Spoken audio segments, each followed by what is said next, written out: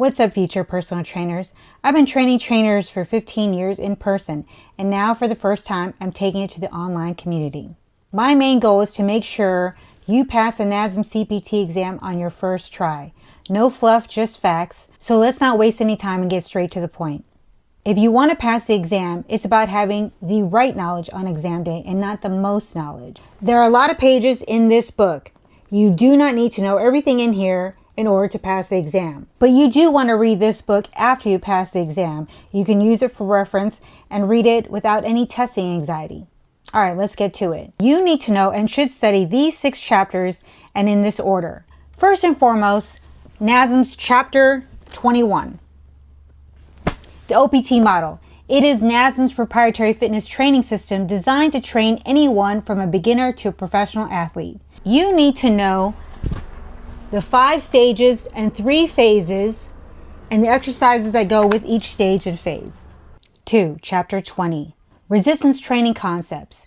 Know principle of specificity, general adaptation syndrome, acute variables, and the resistance training systems.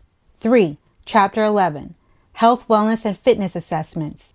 Know the Part Q, fitness protocols, body comp measurements, and cardio assessments. 4. Chapter 12. Postural movement and performance assessments. Know the 3 distortion patterns, overhead squat assessment, pushing and pulling assessment, strength assessments, and the 3 performance assessments that are in the chapter. 5. Chapter 7. Human movement science. Anatomical locations, 3 planes of motion, muscle action and its anatomy, and the stretch shortening cycle. And 6. Chapter 13. Integrated training and the OPT model. Know the training fundamental movements in all planes of motions with acute variables and how it all relates with the OPT model. And that's it. Those are the 6 most important chapters you need to know in order to pass the NASM CPT exam. Here's a tip. Do not waste your time on memorizing. It is better to know the concepts because NASM loves to make their questions tricky and situational. If you don't know the concepts, you will have a hard time taking the exam. The questions in general are similar to those in the exam in concept, but not in form. Like I said, NASM loves to make their questions tricky. For example, they will ask you something about an overactive muscle, but they'll use the words tight or shorten instead of overactive. I break down each chapter in my study guide that you can get online in PDF format, or you can subscribe here and check out my next video.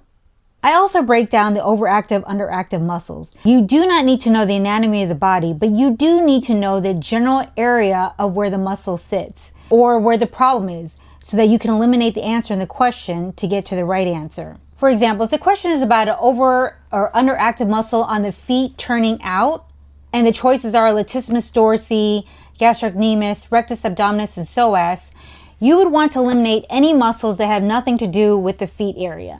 So it is important to know where the muscles are. Even if you don't exactly know what they do, you do want to know where the muscles are located. That way you can easily eliminate all the wrong muscles and fight over the muscles that are in the feet area to get to the right answer. Good news is all of that is in my study guide and my cheat sheets. If you found this video helpful, you know what to do. Like, subscribe, and let others know about it because I'm breaking down all 23 chapters for you. See you in the next video.